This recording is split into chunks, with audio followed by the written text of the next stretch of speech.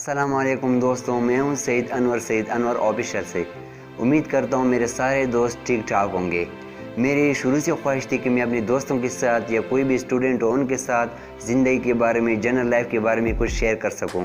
इसीलिए मैंने ये चैनल बनाया ताकि मैं अपने दोस्तों के साथ, स्टूडेंट के साथ ज़िंदगी के बारे में, जनरल लाइफ के बारे में कुछ शेयर कर सकूं, वीडियो अपलोड करके, और आप लोग अच्छे कमेंट करके मेरे साथ अच्छी बातें शेयर कर सके।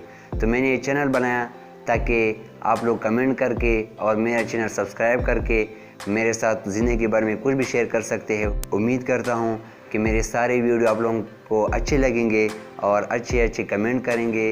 अल्लाह हाफ़िज़, अपना बहुत ख्याल रखिएगा।